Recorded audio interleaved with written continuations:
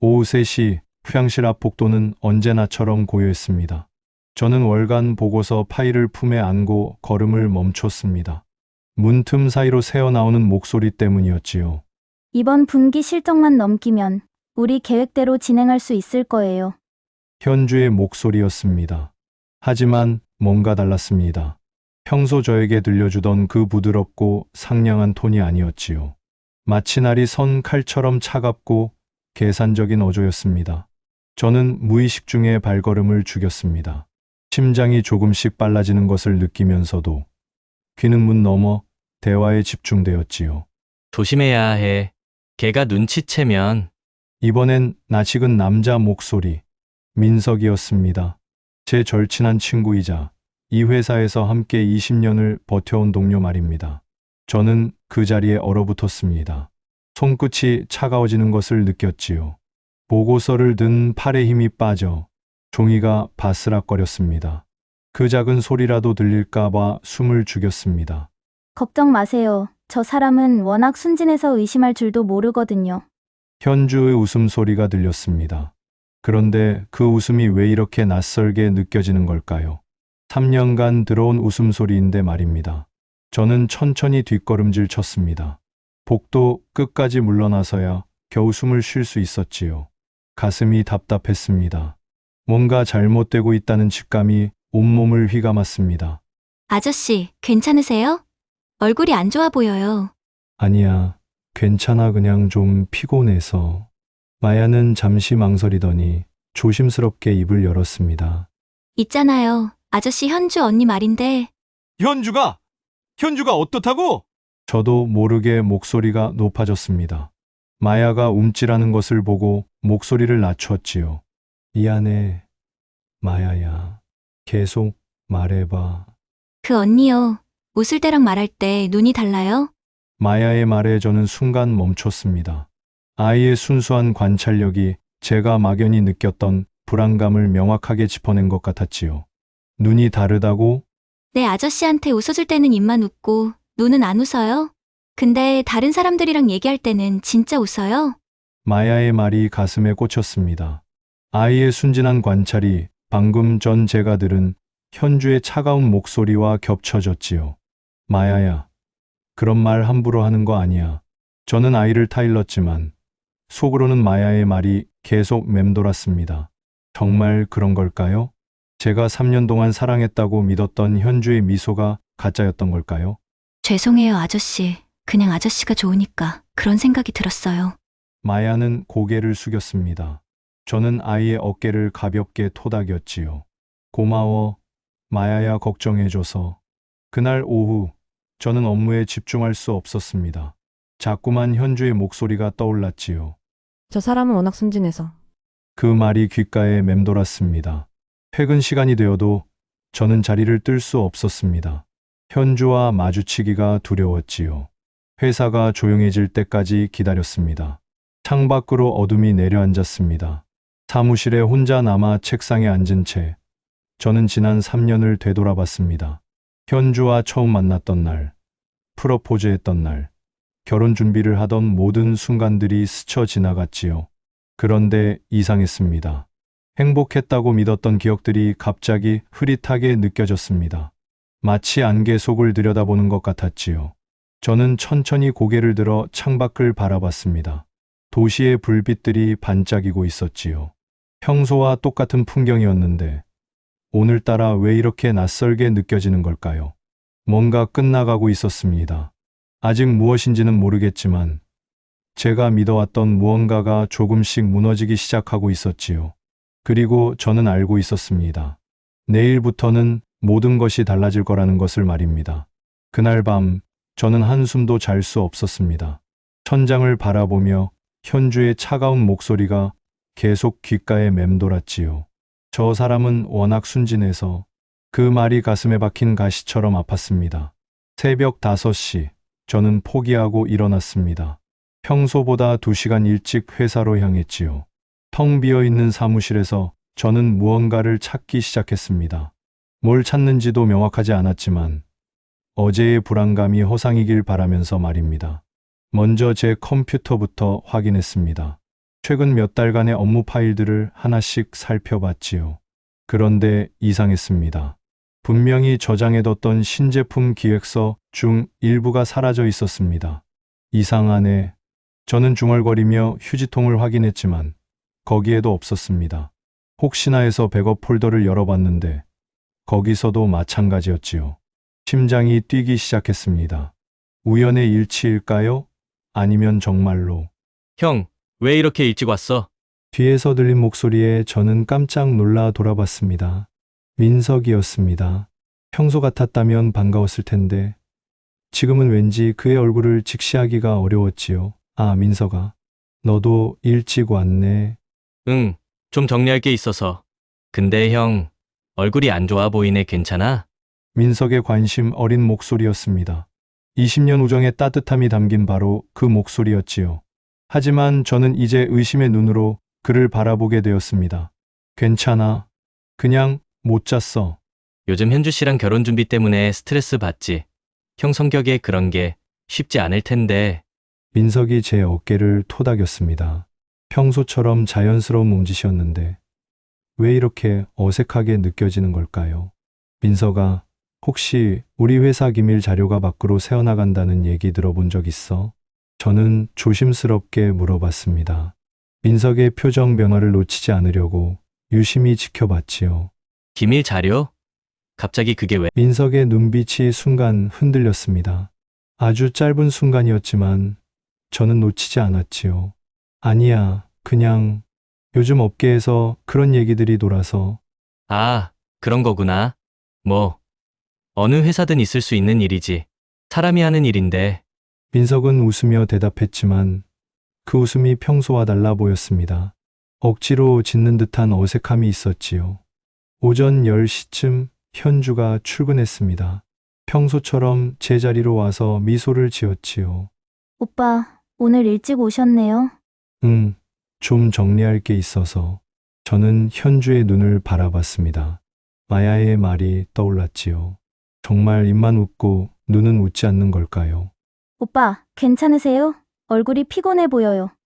현주가 걱정스럽게 물었습니다. 그 목소리는 어제 회장실에서 들었던 차가운 목소리와는 완전히 달랐지요. 마치 다른 사람 같았습니다. 그냥 못 잤어. 스트레스 받지 마세요. 결혼 준비는 제가 다 알아서 할게요. 현주의 손이 제 손등을 가볍게 만졌습니다. 따뜻한 손길이었는데 왜 이렇게 어색하게 느껴지는 걸까요? 점심시간 저는 일부러 사무실에 남았습니다. 다들 식사하러 나간 사이 혼자서 뭔가를 확인하고 싶었지요. 먼저 민석의 자리를 살펴봤습니다. 책상 위는 평소처럼 깔끔했지만 서랍 안에서 이상한 것을 발견했습니다. 저희 회사 로고가 찍힌 USB였지요. 평소 민석은 개인 USB만 쓰는데 말입니다. 그 순간 복도에서 발소리가 들렸습니다. 저는 재빨리 서랍을 닫고 제자리로 돌아갔지요. 아저씨, 점심 안 드세요? 마야였습니다.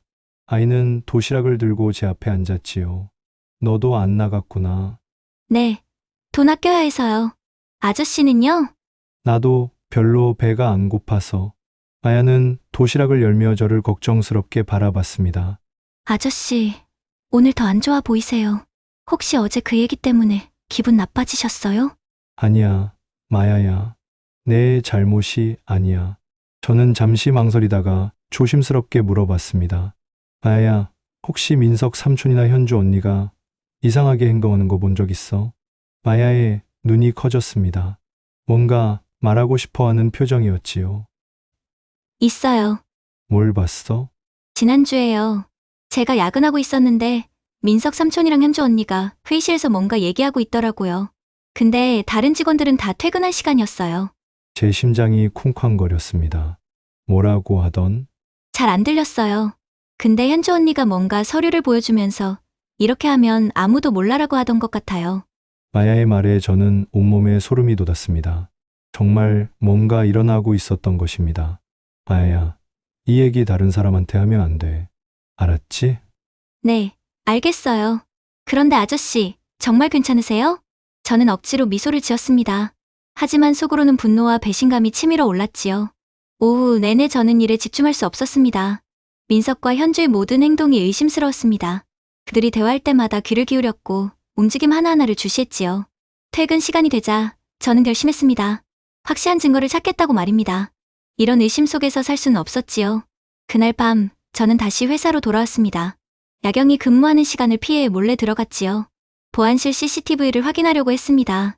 다행히 보안 담당자와는 오래 알고 지낸 사이였습니다. 몇 가지 핑계를 대고 지난주 녹화 파일을 확인할 수 있었지요.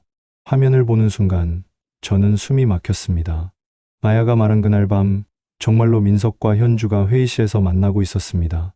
그리고 현주가 서류 뭉치를 민석에게 건네는 장면까지 고스란히 담겨 있었지요. 저는 무너지는 기분이었습니다. 20년 우정과 3년 사랑이 한순간에 무너져 내렸지요. 집으로 돌아가는 길, 저는 발걸음이 무거웠습니다. 이제 어떻게 해야 할까요? 그들과 어떤 얼굴로 마주해야 할까요? 하지만 한 가지는 확실했습니다. 이대로 당하고만 있을 수는 없다는 것이었지요. 저도 뭔가 준비해야 했습니다. 마야의 순수한 걱정과 경고가 없었다면 저는 영원히 모른 채 살았을지도 모릅니다. 그 아이에게 고마웠습니다. 이제 진짜 게임이 시작되는 것 같았습니다. 그날 밤 이후 저는 변했습니다. 겉으로는 평상시와 다를 바 없었지만 속으로는 계획을 세우기 시작했지요. 20년 우정과 3년 사랑에 배신당한 분노보다는 차가운 이성이 앞섰습니다. 월요일 아침 저는 평소보다 더 밝은 얼굴로 출근했습니다. 민석이 놀랄 정도로 말입니다. 형, 오늘 기분 좋아 보이네. 주말에 푹 쉬어서 그런가 봐. 저는 웃으며 대답했습니다. 하지만 그 웃음 뒤에는 다른 것이 숨어 있었지요. 그러고 보니 형, 요즘 스트레스 받는 것 같던데 괜찮아? 민석의 관심 어린 목소리였습니다. 예전 같았다면 고마웠겠지만 이제는 달랐습니다. 그의 모든 말이 연기로 느껴졌지요. 뭔 스트레스야? 나는 항상 괜찮아. 점심시간 현주가 제게 다가왔습니다. 오빠, 오늘 저녁에 시간 있으세요? 웨딩홀 보러 가려고 하는데. 미안, 현주야. 오늘은 좀 바빠서 다음에 가자. 현주의 얼굴에 아주 짧은 순간 실망이 스쳤습니다. 하지만 곧바로 이해한다는 미소를 지었지요. 네, 알겠어요. 오빠 일이 우선이죠. 그 미소를 보며 저는 확신했습니다. 정말 모든 게 거짓이었다는 것을 말입니다. 화요일부터 저는 본격적으로 움직였습니다. 먼저 제 금고에 가짜 서류를 준비했지요. 겉보기에는 중요한 기밀처럼 보이지만 실제로는 아무 의미 없는 내용이었습니다. 그리고 작은 녹음기를 샀습니다. 요즘 기술이 좋아서 펜 모양으로 생긴 녹음기였지요. 이걸로 그들의 대화를 녹음할 생각이었습니다. 수요일 오후 저는 일부러 큰 소리로 마야에게 말했습니다. 마야야, 내가 금고에 중요한 서류 넣어뒀으니까 아무도 건드리지 못하게 해줘. 네, 알겠어요, 아저씨. 마야는 순진하게 대답했지만 저는 민석과 현주의 반응을 살피고 있었습니다. 과연 그들의 눈빛이 변하는 것을 놓치지 않았지요. 목요일 저는 일부러 일찍 퇴근한다고 했습니다. 실제로는 근처 카페에 숨어서 회사를 지켜볼 생각이었지요. 형, 일찍 가네? 몸이 안 좋아? 민석이 걱정스럽게 물었습니다. 아니야, 그냥 현주랑 약속이 있어서. 아, 그렇구나. 잘 다녀와. 민석은 웃으며 손을 흔들었습니다. 하지만 저는 그 웃음 뒤에 숨은 계산을 읽을 수 있었지요. 카페에서 2층 창가 자리에 앉아 회사 건물을 바라봤습니다. 저녁 7시쯤 대부분의 직원들이 퇴근한 후에도 몇 개의 불빛이 켜져 있었지요. 8시쯤 제가 예상한 대로 민석과 현주가 회의실로 들어가는 모습이 보였습니다. 저는 재빨리 회사로 돌아갔지요. 뒷문으로 조용히 들어가서 회의실 근처까지 다가갔습니다. 심장이 쿵쾅거렸지만 이제 진실을 확인할 때가 온 것 같았지요. 확실해. 정말 중요한 서류인지. 현주의 목소리였습니다. 어제까지 저에게 들려주던 부드러운 목소리와는 완전히 달랐지요. 응, 얘가 그렇게 소중히 다루는 걸 보니까 분명히 뭔가 있을 거야. 게다가 마야까지 지키라고 했잖아. 민석의 목소리도 평소와 달랐습니다. 차갑고 계산적이었지요. 그럼 언제 가져올 거야? 내일 밤에 야경이 순찰 도는 시간 틈을 타서. 저는 녹음기의 버튼을 눌렀습니다. 모든 대화가 녹음되고 있었지요. 조심해야 해. 요즘 얘가 뭔가 이상해. 혹시 눈치챈 건 아닐까? 현주의 말에 저는 소름이 돋았습니다. 정말 그들은 저를 완전히 속이고 있었던 것입니다. 아니야. 얘는 워낙 순진해서 설마 우리를 의심하겠어. 20년 우정을 믿고 있을 거야. 민석이 비웃듯 말했습니다. 그 순간 저는 주먹을 꽉 쥐었지요. 20년 우정이라는 말이 이렇게 가볍게 나올 줄이야. 그래도 조심하자. 일이 틀어지면 우리 둘 다 끝이야. 알겠어. 그런데 현주야, 정말 결혼까지 해야 해. 이제 슬슬 빠져도 되지 않을까? 민석의 말에 현주가 웃었습니다. 그런데 그 웃음이 얼마나 차가웠는지. 아직 안 돼. 좀 더 써먹을 게 남아있어. 결혼하고 나면 더 많은 정보에 접근할 수 있을 거야. 저는 더 이상 들을 수 없었습니다.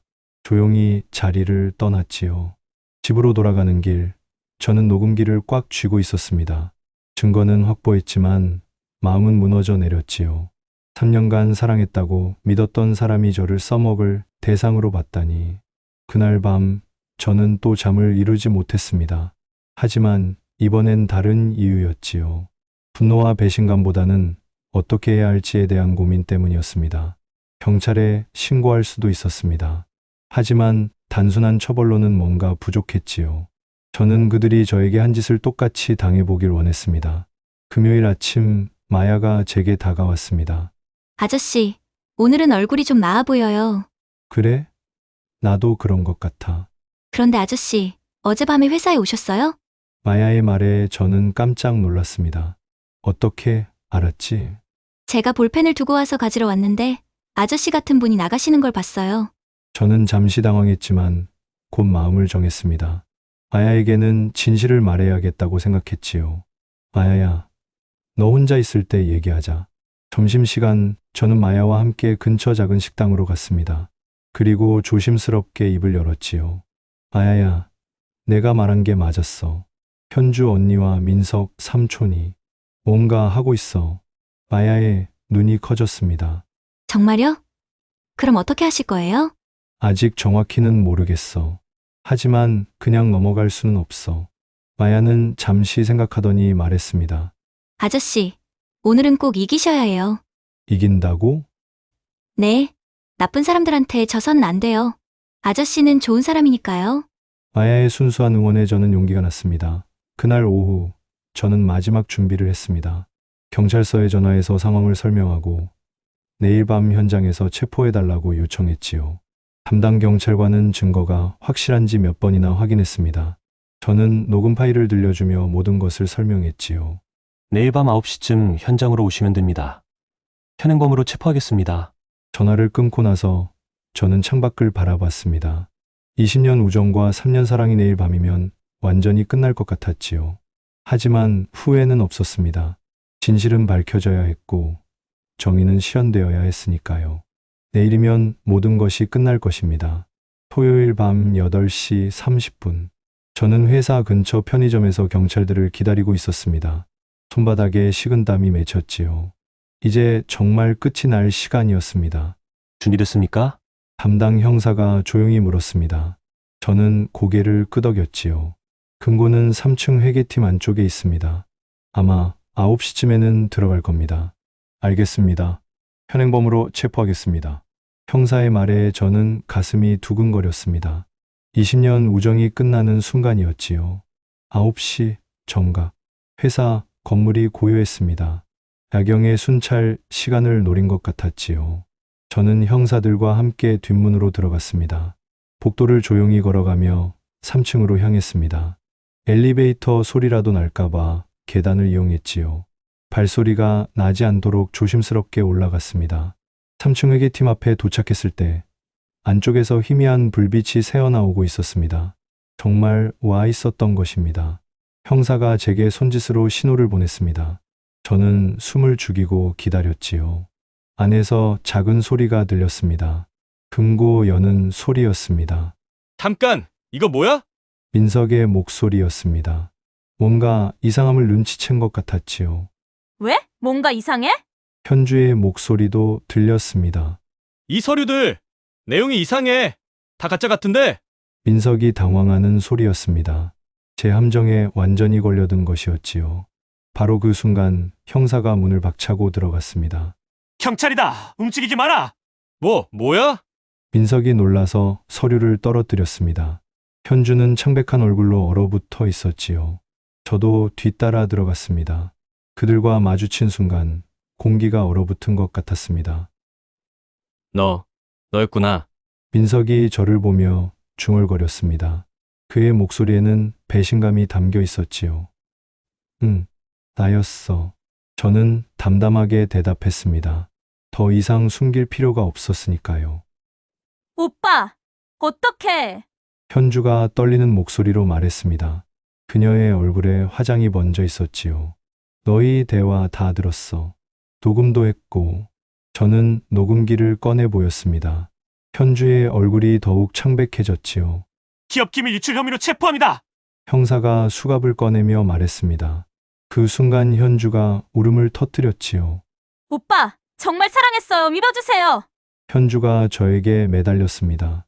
하지만 그 눈물마저 가짜로 보였지요. 사랑? 저는 차가운 목소리로 말했습니다. 내가 어제 한 말 기억해? 나를 써먹을 대상이라고 했잖아. 현주의 얼굴이 굳어졌습니다. 더 이상 변명할 수 없다는 것을 깨달은 것 같았지요. 형, 20년 우정이 이게 다야? 20년 우정. 저는 민석을 똑바로 바라봤습니다. 내가 어제 뭐라고 했는지 알아? 20년 우정을 믿고 있을 거야 라며 비웃었잖아. 민석이 할 말을 잃었습니다. 너희는 사랑도 우정도 모든 걸 값으로만 매겼지. 저는 그들을 바라보며 마지막 말을 했습니다. 그런 게 진짜 사랑이고 우정이라고 생각해? 형사들이 그들에게 수갑을 채웠습니다. 현주는 계속 울고 있었고 민석은 고개를 떨구고 있었지요. 오빠, 정말 미안해요. 처음에는 진짜였어요. 현주가 끌려나가면서 마지막으로 말했습니다. 하지만 저는 더 이상 그 말을 믿을 수 없었지요. 형, 미안해. 민석도 조용히 사과했습니다. 하지만 너무 늦었습니다. 들이 끌려나간 후 회계팀은 고요해졌습니다. 저는 혼자 남아 흩어진 서류들을 바라봤지요. 20년 우정과 3년 사랑이 이렇게 끝나는군요. 이상하게도 통쾌함보다는 허무함이 먼저 밀려왔습니다. 정의는 실현되었지만 뭔가 공허했지요. 집으로 돌아가는 길, 저는 천천히 걸었습니다. 밤 공기가 차갑게 느껴졌지요. 문득 마야의 얼굴이 떠올랐습니다. 그 순수한 아이가 없었다면 저는 영원히 속았을지도 모릅니다. 월요일 아침 회사는 발칵 뒤집혔습니다. 현주와 민석의 체포 소식이 퍼진 것이었지요. 아저씨, 마야가 달려왔습니다. 정말 다행이에요. 아저씨가 피해 안 당해서. 마야의 순수한 기쁨을 보니 가슴이 따뜻해졌습니다. 이런 사람도 있구나 싶었지요. 마야야, 내가 미리 알려줘서 고마웠어. 에이, 뭐려. 당연한 거죠. 마야가 환하게 웃었습니다. 그 웃음이 진짜였지요. 며칠 후 검찰에서 연락이 왔습니다. 현주와 민석이 모든 혐의를 인정했다고 했지요. 여러 회사의 기밀을 빼돌렸다고 합니다. 피해 회복은 어려울 것 같습니다만 처벌은 확실히 받을 겁니다. 담당 검사의 말이었습니다. 저는 고개를 끄덕였습니다. 처벌받는 것만으로도 충분했지요. 그 주 금요일 저는 마야와 함께 퇴근했습니다. 아저씨, 이제 정말 끝난 건가요? 응, 끝났어. 그럼 이제 좋은 사람 만나세요. 마야의 말에 저는 웃었습니다. 서두르지 않을 거야. 천천히 생각해 볼게. 네, 그게 좋을 것 같아요. 마야와 헤어진 후 저는 혼자 걸었습니다. 도시의 불빛들이 반짝이고 있었지요. 이상하게도 마음이 평온했습니다. 오랜만에 느끼는 평화였지요. 진정한 신뢰는 의심과 시험을 거친 후에 오는 것 같았습니다. 그리고 그런 신뢰는 화려한 말이 아니라 진심 어린 행동에서 시작되는 것이겠지요. 마야의 순수한 눈빛을 떠올리며 저는 미소 지었습니다. 새로운 시작이 기다리고 있을 것 같았습니다. 한 달이 지났습니다. 현주와 민석의 재판이 끝났고 그들은 각각 2년의 시형을 선고받았지요. 뉴스에서는 기업 기밀 유출 사건의 전말이라며 며칠간 보도되었습니다. 저는 모든 것이 끝났다는 안도감을 느꼈습니다. 하지만 왜일까요? 속이 텅 비어 있는 것 같았지요. 그날 밤 저는 혼자 사무실에 남아 있었습니다. 모든 직원들이 퇴근한 후의 고요함 속에서 지난 일들을 되돌아봤지요. 책상 서랍에서 낡은 사진 한 장을 꺼냈습니다. 5년 전 회사 워크숍에서 찍은 단체 사진이었지요. 그 속에는 웃고 있는 민석과 제가 나란히 서 있었습니다. 그때는 정말 행복했었지요. 20년 우정이 영원할 것만 같았고 앞으로도 함께 늙어갈 거라고 믿었습니다. 바보였나. 저도 모르게 중얼거렸습니다. 그 순간 뒤에서 목소리가 들렸지요. 저도 모르게 중얼거렸습니다. 그 순간 뒤에서 목소리가 들렸지요. 아저씨, 아직도 계세요? 마야였습니다. 저는 급히 사진을 서랍에 넣었지요. 마야야, 너도 늦게까지 뭐해? 자료 정리하느라. 그런데 아저씨, 요즘 많이 우울해 보이세요. 마야가 제 옆에 앉으며 걱정스럽게 말했습니다. 아니야, 괜찮아. 거짓말이에요. 이기셨는데 왜 이렇게 슬퍼하세요? 마야의 순수한 질문에 저는 말문이 막혔습니다. 정말 왜일까요? 이겼는데 왜 이렇게 공허한 걸까요? 마야야, 너는 친구를 어떻게 믿어? 저는 조심스럽게 물어봤습니다. 그냥 믿어요. 이유 같은 건 없어요. 이유가 없다고? 네. 진짜 좋은 사람은 이유를 설명할 필요가 없어요. 그냥 느껴지거든요. 마야의 말이 가슴에 와 닿았습니다. 그러고 보니 저는 민석과 현주를 믿을 때 항상 이유를 찾고 있었지요. 20년 우정이니까, 3년간 사귀었으니까, 그런데 아저씨는 왜 그런 질문을 하세요? 그냥 혼란스러워서. 마야가 잠시 생각하더니 말했습니다. 아저씨, 나쁜 사람들 때문에 좋은 사람까지 의심하면 안 돼요. 좋은 사람? 네. 저 같은 사람들 말이에요. 마야가 장난스럽게 웃었습니다. 그 웃음이 정말 순수했지요. 마야야, 내가 없었으면 나는 영원히 속았을 거야. 에이, 그런 말 하지 마세요. 아저씨가 워낙 좋은 사람이니까 제가 걱정됐던 거예요. 마야의 말에 저는 뭉클했습니다. 이 아이는 정말 순수한 마음으로 저를 걱정해줬던 것이었지요. 고마워, 마야야. 뭐려, 당연한 거죠. 그날 이후로 저는 조금씩 달라지기 시작했습니다. 사람들을 보는 눈이 예전과는 달라졌지요. 누군가의 말보다는 행동을, 화려한 약속보다는 작은 배려를 더 눈여겨보게 되었습니다. 어느 날 아침, 마야가 제 책상에 따뜻한 커피 한 잔을 놓고 갔습니다. 특별한 말은 하지 않았지요. 그냥 조용히 놓고 가기만 했습니다. 그런데 그 작은 배려가 어떤 큰 선물보다도 소중하게 느껴졌습니다. 이게 진짜구나 싶었지요. 며칠 후 회사에 새로운 직원이 들어왔습니다. 30대 중반의 차분한 여성이었지요. 안녕하세요. 김은정입니다. 인사를 나누면서 저는 그녀의 눈을 보았습니다. 현주처럼 화려하지는 않았지만 진실한 빛이 있었지요. 잘 부탁드립니다. 그녀가 정중하게 고개를 숙였습니다. 그 모습이 자연스러웠지요. 시간이 흘러 김은정 씨와 일을 하면서 저는 놀랐습니다. 그녀는 말보다는 행동으로 보여주는 사람이었지요. 약속은 반드시 지켰고 어려운 일이 있으면 먼저 나서서 도왔습니다. 은정 씨, 항상 고마워요. 어느 날 제가 말했을 때 그녀는 담담하게 답했습니다. 당연한 일을 했을 뿐이에요. 그 순간 저는 알았습니다. 진짜와 가짜의 차이를 말입니다. 6개월 후 저는 김은정 씨에게 조심스럽게 마음을 열기 시작했습니다. 급하지 않게 천천히 말입니다. 은정 씨, 시간 있을 때 커피 한 잔 어때요? 좋아요. 그녀의 대답은 간단했지만 그 눈빛에서 진심을 읽을 수 있었지요.